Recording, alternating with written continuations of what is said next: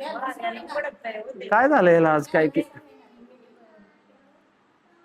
समोर पाहिजे ना. ठीक आहे, राहू दे. थोडस पुढे घ्या पुढच्या. तुमचं ते द्यायचे पलीकडे. घ्या वर वर. बस सोडा सोडा बस.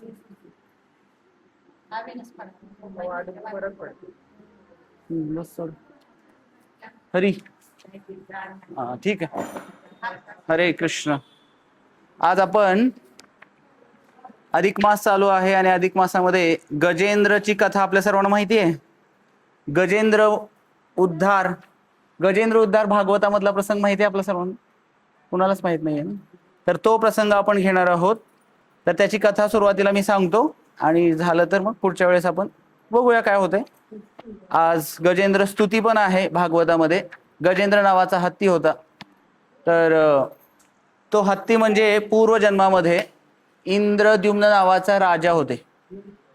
तर त्या राजा असताना त्यांच्याकडून एका ऋषींचा अपमान झाला आणि अपमान झाल्यानंतर म्हणजे त्यांची काय अशी इच्छा नव्हती त्यांना स्वतःहून अपमान केला वगैरे, पण त्यांच्याकडून अपमान झाल्यानंतर ऋषींकडून शाप भेटला की तू हत्ती होशील पुढच्या जन्मामध्ये. तुझी बुद्धी जास्त, हत्तीची बुद्धी जास्त चालते का? हत्ती जास्त खातो. तर त्यामुळे त्यांना शाप भेटला आणि त्यांनी शाप भेटल्यानंतर परत ते राजाला त्याची चूक लक्षात आल्यानंतर त्यांनी क्षमा मागितली आणि त्यावेळेस ऋषी म्हणाले की ठीक आहे, भगवंत काय करतील की तुझा उद्धार करतील, तुझा उद्धार करण्यासाठी स्वतः भगवंत येतील म्हणून. आणि मग तो हत्ती इंद्रद्युम्न नावाचा राजा या जन्मामध्ये हत्ती झाला आणि जंगलाचा राजा होता. गजेंद्र त्याचं नाव झालं. गज इंद्र म्हणजे हत्तींमध्ये सर्वश्रेष्ठ हत्ती झाला. आणि दुसरीकडे मगरमच्छ, पाण्यामध्ये मगर राहते की नाही, तर मगर पण होती. तर हुहू नावाचा गंधर्व लोक असतात. जसं आपण मनुष्य लोक आहोत, मनुष्याचाच एक प्रकार आहे गंधर्वामध्ये. देवतांमध्ये गंधर्व असतात. देवता, किन्नर, चानर अशा प्रकारचे वेगवेगळे लोक आहेत. तर त्यामध्ये गंधर्व लोक आहेत. तर त्यामध्ये हुहू, त्याचं नाव काय होतं? नाव पण फार मजेशीर आहे. हुहू. काय नाव आहे? हुहू. म्हणा मुलांना हुहू. हा बघा बरोबर कशी म्हणतात. तर हुहू नावाचा गंधर्व. तर त्यांनी पण काय केलं, हुहू नावाच्या गंधर्वानी एक ऋषी मुनी पाण्यामध्ये स्नान करत होते आणि पाण्यात स्नान करत असताना त्या गंधर्वाला वाटलं की, आणि काही जण असं अर्घ्य वगैरे देतात पाण्यात जाऊन, सूर्याला अर्घ्य देतो आपण. तर ते स्नान करत असताना त्या गंधर्वाला मजा वाटायला लागली. त्याने काय केलं, पाण्यात गेला आणि खालून त्यांचं पाय पकडलं. ते ऋषी घाबरले. खालून कोणीतरी पाण्यातून येऊन पाय पकडला म्हणजे घाबरतो नाही आपण, पण घाबरतो. ते पण घाबरले आणि घाबरल्यानंतर त्याला वाटलं कोणतरी आहे. मग ते परत बाहेर आले, परत आत गेले, परत आणखी पाण्यामध्ये जाऊन स्नान करताना अर्घ्य वगैरे देऊन आणि व्यवस्थित हे करायला लागलं. परत आणखी तो गंधर्वाने काय केलं की मुद्दाम पाय धरला आणि परत ऋषी घाबरले. परत तो वरती आला आणि हसायला लागला त्या ऋषींच्या घाबरण्याला. त्यावेळेस ते ऋषी म्हणले, तुला इतकी मजा वाटायला लागली का, पाण्यामध्ये जाऊन माझा पाय पकडतोस काय, तर तू काय हो, मगर बनशील पाण्यात. आणि त्याला शाप भेटल्यानंतर त्याला दुःख वाटायला लागतं, पाण्यातले मगर बनले ते. आणि मग यावेळेस काय झालं की ते गजेंद्र नावाचे हत्ती म्हणजे जे इंद्रद्युम्न राजा होते आणि ते तर जंगलामध्ये पाणी पिण्यासाठी सगळे हत्ती, सगळे काही परिवार त्या हत्तीचा सगळे सोबत जायला लागले. पाणी पिण्यासाठी गेलेले असताना सगळं काही पाणी वगैरे पिले आणि सगळेजण वर आले. पण ते हत्ती काय होता, मजेशीर आतमध्येच थोडंसं हे करत राहिला, एकटाच राहिला होता शेवटी. आणि बरोबर एकटा राहिल्यानंतर हत्ती पाण्यातलं ते मगर येतं आणि त्या हत्तीचा पाय पकडतं आणि सगळेजण त्या हत्तीला ओढून बाहेर काढण्याचा प्रयत्न करतात. पण तो हत्ती काय, सकाळी गेलेले असतात ते पाणी प्यायला आणि दिवस पूर्ण उलटून जातो तरी पण काय हत्ती बाहेर येऊ शकत नाही. पाण्यात ताकद जास्त कोणाची असते, हत्तीची असणार का मगरीची? तशी तर ताकद कोणाची जास्त आहे, हत्तीची. पण पाण्यात असल्यामुळं मगरीची ताकद जास्त होती आणि त्यामुळं हत्ती पण वरती येण्याचा प्रयत्न करत होता, पण हत्ती काही वरती येऊ शकला नाही. आणि शेवटी झालं असं की मग हळूहळू सगळे जे जंगलाच्या त्याचा जो परिवार होता त्यातले एक जण निघून चालले. किती वेळ राहणार त्या हत्तीसोबत? असतील शिते तर जमतील भूते, नाचतील भूते, जमतील भूते. पण जेव्हा शीत संपतं किंवा त्या व्यक्तीचं काही तर सगळेजण हळूहळू काय होतात, निघून जातात. तसं त्या हत्तीची अवस्था झाली. त्यालाही काय करता येईना, त्या हत्तीला सुद्धा एकट्याला काही बाहेर निघता येणार, सगळेजण सोडून गेले, सगळे बाकी, एकटाच राहिला तो. आणि अनेक वर्ष, अनेक हजार वर्ष असं सांगितलंय भागवतामध्ये. काय होत होतं की तो मगर काय सोडायला तयार नाही, तो हत्ती बाहेर पडण्याचा प्रयत्न करत होता. असं अनेक वर्ष झाल्यानंतर त्या हत्तीला वाटलं की आता आपली काही खैर नाही, आपण बाहेर पडू शकत नाही. आणि मग त्यावेळेस तिथंच पाण्यामध्ये असलेलं एक गुलाबाचं, कमळाचं फूल त्या हत्तीने घेतलं. का घेतलं? कारण त्याला पूर्वजन्माची आठवण झाली. पूर्वजन्मामध्ये राजा असताना त्यांनी भगवान श्रीकृष्णाची, श्री विष्णूची भक्ती केलेली होती. तर भक्ती कधीही वाया जात नसते. त्यामुळे भक्तीमध्ये राहिलं पाहिजे आपण. नेहमी भगवंताच्या नामस्मरणात, भजन कीर्तनात असायला पाहिजे. ती थोडी पूर्वजन्माची भक्ती त्याला आठवल्यानंतर त्यांनी ते कमळाचं फूल तोडलं सोंडेनी आणि असं वरती भगवंतांना अर्पण केलं आणि म्हटले की जे कोणी या जगामध्ये सर्वश्रेष्ठ आहेत, शक्तिमान आहेत, त्यांना मी हे फळ अर्पण करतो, त्यांनी माझं रक्षण करावं. जगात सर्वश्रेष्ठ कोण आहेत? भगवान श्रीकृष्ण आहेत. भगवंत म्हणतात की मी सर्वांचा प्रभू आहे. अहम सर्वस्य प्रभो हा मत्तः सर्वं प्रवर्तते इति मत्वा भजन्ते माम बुधा भाव समन्वितः, गीतेमध्ये भगवंत म्हणाले.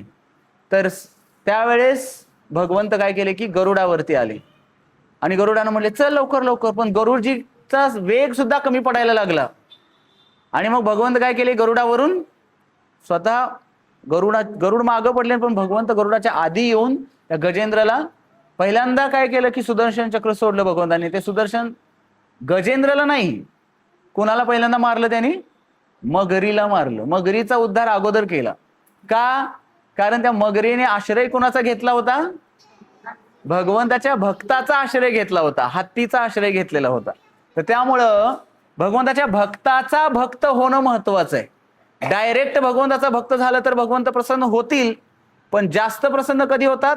भगवंताच्या भक्ताची सेवा केल्यानंतर. म्हणून चैतन्य महाप्रभू म्हणतात गोपी भरतूर पदकमलयोर दास दास दासानुदासः, दासांच्या दासांच्या दासांच्या दासांचा दास मला व्हायचंय, अशी एका शुद्ध भक्ताची इच्छा असते. तर म्हणून भगवंताने पहिल्यांदा त्या मगरीचा उद्धार केला आणि तो हुहू नावाचा गंधर्व, मगर जेव्हा ती मरते तर तो गंधर्व प्रकट होतो, भगवंताला नमस्कार करतो आणि जातो.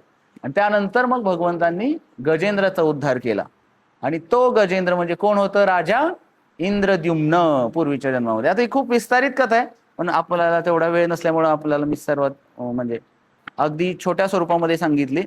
तर ते गजेंद्र भगवंताची स्तुती करतात. म्हणजे मी आता तुम्हाला सांगितलं ना की कमळ तोडलं आणि अर्पण केलं, तर ते अर्पण करत असताना ते गजेंद्र भगवंताची स्तुती केलेली आहेत. तर काय स्तुती केली त्यांनी भागवतामध्ये वर्णन आलेलं आहे. अनेक श्लोक आहेत त्यामध्ये. गजेंद्र भरपूर, आता तुम्ही काही लोक म्हणतील की हत्ती बोलतो का? हो, हत्ती बोलतो का? स्तुती केली, हत्ती स्तुती करतात म्हणजे असं कथांमध्ये वर्णन आहे पूर्वीच्या, की बरेच जण यांनी स्तुती केली, त्यांनी स्तुती केली. तर पूर्वीचे, तर गजेंद्राने काय स्तुती केली? हत्ती बोलले. गजेंद्र उवाच. आपल्या सर्वांना माहिती आहे नामदेव महाराजांनी कुणाच्या मुखी वेद वदवले? माऊलींनी रेड्याच्या मुखी वेद वदवले. तर गजेंद्रला, ते तर पूर्वजन्माचे भक्तच होते. त्यामध्ये ते म्हणतात पहिल्या श्लोकामध्ये, श्री गजेंद्र उवाच ओम नमो भगवते तस्मै यत एतचिदात्मकं पुरुषादिबीजाय परेशाभिधीमहि. गजेंद्र म्हणाला, मी पुरुषोत्तम श्री वासुदेवांना प्रणाम करीत आहे. भौतिक देह आत्म्याच्या उपस्थितीमुळे कार्यान्वित होतो, परंतु त्यामागचे कारण भगवंतच आहेत, म्हणून त्यांना आदिबीज असे म्हणतात. ते शिवब्रह्मासारख्या श्रेष्ठांकरिताही पूजनीय आहेत आणि त्यांनी सर्व जीवांच्या हृदयात प्रवेश केला आहे. मी त्यांचे ध्यान करतो. सगळ्यांच्या हृदयामध्ये परमात्मा रूपाने भगवान श्रीकृष्ण वास करतात. भगवद्गीतेमध्येही सांगितलेलं आहे. काय सांगितले? सर्वस्य चाहम हृदि सन्निविष्टः मत्तः स्मृतिर्ज्ञानमपोहनं च वेदैश्च सर्वैरहमेव वेद्यः वेदांत कृत्वेद विदेव चाहम. काय सांगितलं? सगळ्यांच्या हृदयामध्ये परमात्मा रूपाने मी वास करतो आणि वेदांत कृत्वेद विदेव चाहम, सगळ्या वेदांचा उद्देश आहे की मला जाणून घेणं. आणि म्हणून आदि बीज नावानी गजेंद्र सुद्धा भगवंतांना या ठिकाणी संबोधित करत आहेत. पुढं गजेंद्र म्हणतात, आता डिटेलमध्ये आपण नाही घेत आहे, या महिन्यामध्ये ही स्तुती ऐकायची असते. विशेष फळ प्राप्त होतं अधिक मासामध्ये ही स्तुती ऐकल्यानंतर, म्हणून आपण थोडंसं घेत आहे. यस्मिन्निदं यतश्चेदं येनेदं य इदं स्वयं यो अस्मात् परस्माश्च परस्तं प्रपद्ये स्वयंभुवम्. पूर्ण पुरुषोत्तम भगवंत सर्व वस्तूंचे सर्वश्रेष्ठ आधार आहेत. सर्व काही निर्माण करणारा घटक तेच आहेत. त्यांनी स्वतः सर्व काही निर्माण केले असून तेच या सृष्टीचे एकमेव कारण आहेत. तथापि कारण आणि परिणामापासून ते भिन्न आहेत. अशा त्या स्वयंभू पूर्ण पुरुषोत्तम भगवंतांना मी शरण आलो आहे. तर एकमेव कारण ईश्वर परमः कृष्ण सच्चिदानंद विग्रह अनादिरादिर गोविंद सर्व कारण कारणम. सगळ्या कारणांचे कारण आपल्याही आयुष्यामध्ये ज्या काही गोष्टी घडतात, केवळ आपल्या आयुष्यात घडतात याचं कारण कृष्ण नाही, तर सगळ्या जगात ज्या गोष्टी घडत आहेत त्या सगळ्याचं कारणाचं कारण कोण आहेत? कृष्ण पूर्ण पुरुषोत्तम भगवंत आहेत. बऱ्याच जणांना हे समजत नाही आणि बरेच जण ते स्वीकारही करत नाहीत. ज्यांनी स्वीकार केला त्याच्या जीवनाचा उद्धार झाला किंवा तो सुखी राहू शकतो या संसारामध्ये. ज्यांनी स्वीकार नाही केला त्याला दुःखाची प्राप्ती होणार आहे. तर त्यामुळं कृष्ण पूर्ण पुरुषोत्तम भगवंत आहेत आणि भगवंतांना शरण गेलं पाहिजे, कारण गीतेमध्ये भगवंतांनी सांगितलेलं आहे. म्हणून गजेंद्रला या ठिकाणी पूर्वीच्या जन्माची आठवण झाल्यामुळं ते या जन्मामध्ये सुद्धा भगवंताला शरण जात आहेत. पुढे म्हटलेलं आहे, यह स्वात्मनिदं निजमाय यार्पितं क्वचित विभातं क्वच तत्तिरोहितं अविद्धदृक् साक्षुभयं तदीक्षते स आत्ममूलो भवतु मां परात्परः. पूर्ण पुरुषोत्तम भगवान आपल्या मायाशक्तीचा विस्तार करून भौतिक सृष्टी कधी प्रकट तर कधी अप्रकट करतात. सर्व परिस्थितीत ते सर्वोच्च कारण आणि सर्वोच्च परिणाम आहेत. तसेच ते द्रष्टा आणि साक्षी सुद्धा आहेत. ते सर्व वस्तूंच्या पलीकडे स्थित आहेत. असे पूर्ण पुरुषोत्तम भगवान माझे रक्षण करोत. भगवंत दिसतात का? या डोळ्याने दिसतात का भगवंत आपल्याला? मूर्ती रूपामध्ये दिसत आहेत, पण सच्चिदानंद भगवंताचा विग्रह या डोळ्याने दिसतोय का? नाही. त्याच्यासाठी भगवंतांनी आपल्याला जेव्हा दृष्टी प्रदान करतील, अर्जुनाला सुद्धा विश्वरूप बघायचं होतं तर काय केलं? दृष्टी प्रदान केली भगवंतांनी, मग भगवंताचं ते विश्वरूप अर्जुनाला दिसायला लागलं. तर का असं आहे? कारण ते दृष्टीच्या सर्व वस्तूंच्या पलीकडे आहेत, त्रिगुणातीत आहेत भगवंत. आपण 3 गुणांमध्ये आहोत. 3 गुण कुठले कुठले? सत्व, रज आणि तम. या 3 गुणामध्ये आपण आहोत, पण भगवंत या 3 गुणाच्या पलीकडे आहेत. आणि भगवंताच्या अनेक शक्ती आहेत. त्यामध्ये म्हटलेल्या आहे शास्त्रामध्ये, परास्य शक्ती विविधैव श्रूयते स्वाभाविकी ज्ञान बलक्रियाच. भगवंताची अंतरंगा शक्ती, बहिरंगा शक्ती, तटस्थ शक्ती, अशा अनेक शक्ती आहेत. त्यामध्ये आपण जी शक्ती आहोत भगवंताची, ती कोणती शक्ती आहोत? आपण तटस्थ शक्तीमध्ये येतो. आपण कधी आध्यात्मिक, आता इथं सत्संगला ऐकल्यानंतर आपल्याला संसारिक गोष्टी काय आठवत नाही, म्हणजे आपण आध्यात्मिक शक्तीच्या प्रभावाखाली आहोत. बाहेर पडल्यानंतर इथून संसारिक गोष्टीमध्ये अडकतो, म्हणजे आपण पुन्हा भौतिक शक्तीच्या प्रभावाखाली जातो. म्हणजे दोन्हीकडे आहेत आपण. पूर्ण नदीच्या काठावरती आहोत, एकतर पाण्यातही नाही आणि पूर्ण इकडेही नाही. त्या म्हणून त्याला आपण तटस्थ शक्ती असं म्हटलेलं आहे.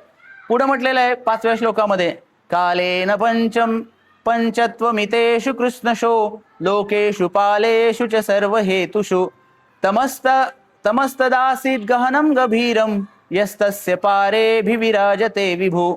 कालोघात ब्रह्मांडातील सर्व ग्रह लोक, त्यांचे पालक आणि त्यांच्या सर्व कारण आणि परिणामांची प्राकट्ये नष्ट होतात.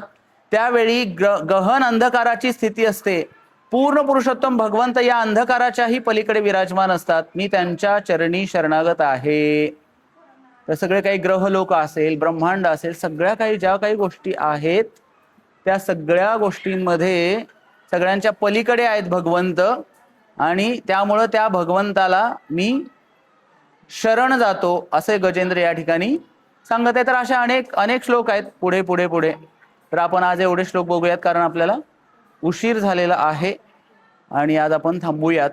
हरे कृष्ण. पुढच्या वेळेस राहिलेले श्लोक आपण पूर्ण करूया. हरे कृष्ण कृष्ण कृष्ण हरे हरे, हरे राम राम राम हरे हरे. श्रील प्रभुपाद की जय.